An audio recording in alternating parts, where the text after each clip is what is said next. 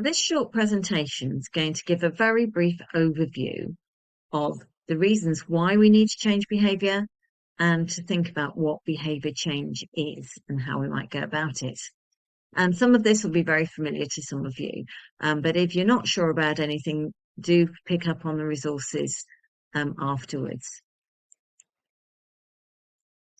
So let's just have a brief look at unhealthy behaviours. So we know that habitual unhealthy behaviours linked with health problems. There's nothing new here. People living with obesity, cardiovascular disease, type 2 diabetes, cancer, COVID-19, and we're aware now, of course, of the link between people with obesity and diabetes suffering more serious illness with COVID-19 as well. So we're talking about trying to change behaviour. So there's a lot of work done on interventions that help people to change those unhealthy behaviours to healthier ones. And that has a huge potential to improve health and decrease healthcare costs. So that's why we have nice guidance on behaviour change and lots of different types of behaviours that are trying to be changed. So we're thinking about physical activity, smoking, excess alcohol, use of recreational drugs, and all of those kinds of things. More recently, we've had documentation from Cancer Research UK, and these stats are from 2018 in a report they wrote to the government to try and encourage government change to support people living with obesity and overweight. And part of their rationale was obesity and overweight are the biggest preventable causes of cancer after smoking. And it's probably relevant to nearly 23,000 cases of cancer every year. Living with obesity is related to 13 types of cancer. So that some of those very common cancers are more likely in people living with obesity. Thinking of breast cancer, for example. And the costs to the NHS are huge.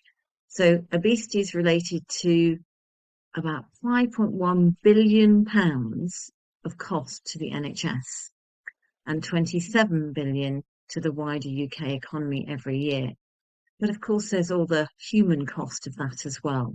So we really want people to be able to live healthier lives and decrease their risks of developing cancer, as well as all of those other lifestyle-related diseases. So just to give you some of the most up-to-date stats on what we are doing as far as health-related behaviour in the UK. These stats change all the time, of course, but these are the most recent ones that I've been able to find.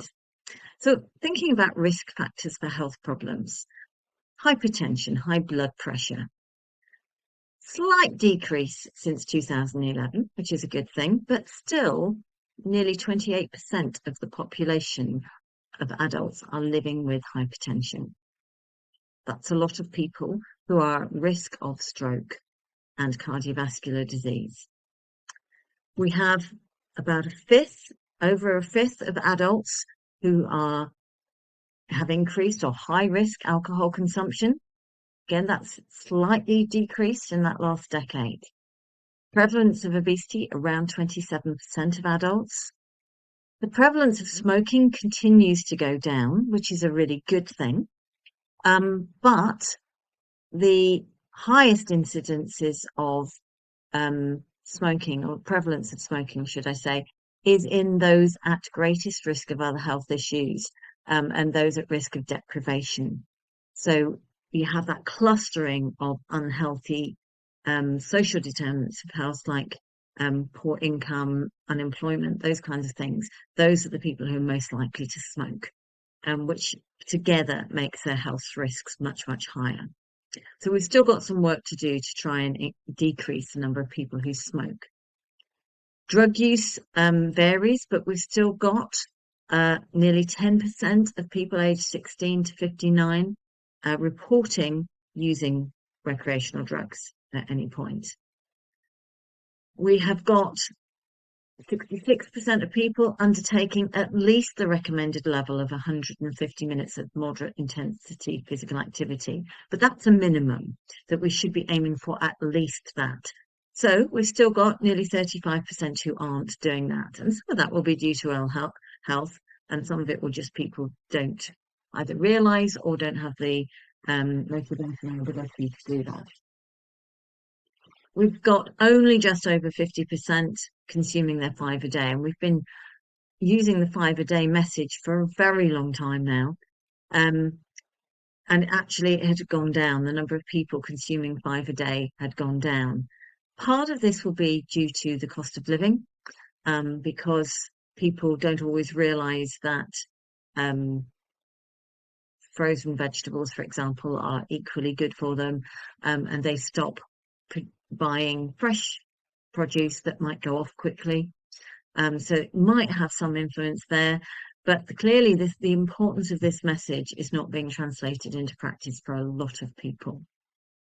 So if you add in, bear in mind these stats are in 2019-20, COVID started in 2020 in the UK. So we've had a lot more ill health. We've had hundreds of thousands of people living with long COVID. And we also have worsening social inequalities due to the cost of living crisis.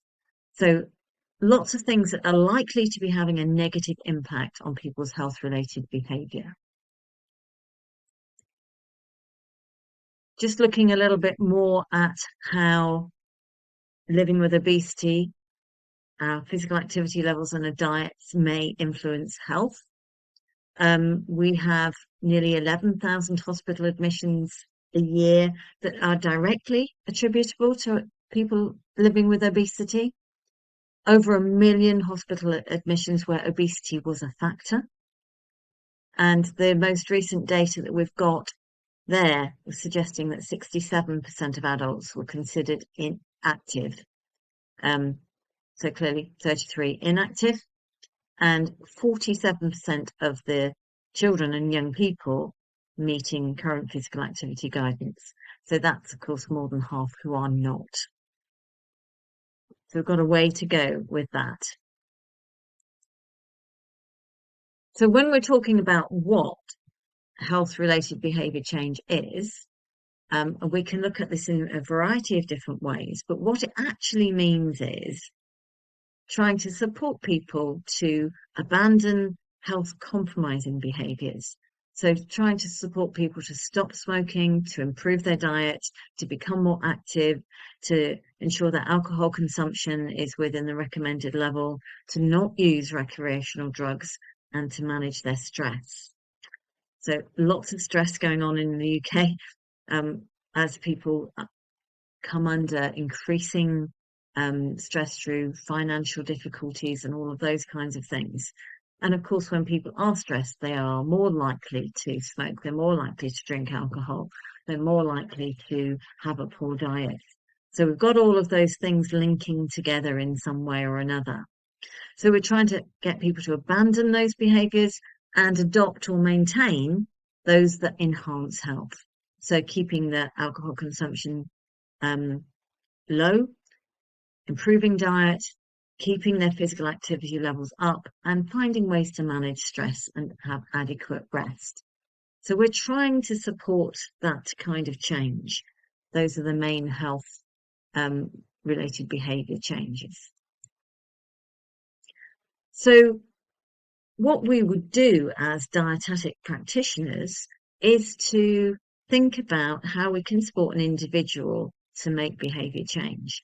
And what we mean is something that aims to support someone with a specific health condition or behaviour that might affect their health. So we might be supporting people to have a healthier diet, encouraging them to undertake more physical activity, because that would help with managing living with overweight or type 2 diabetes. But we're not just talking about our one-to-one consultations with individual service users.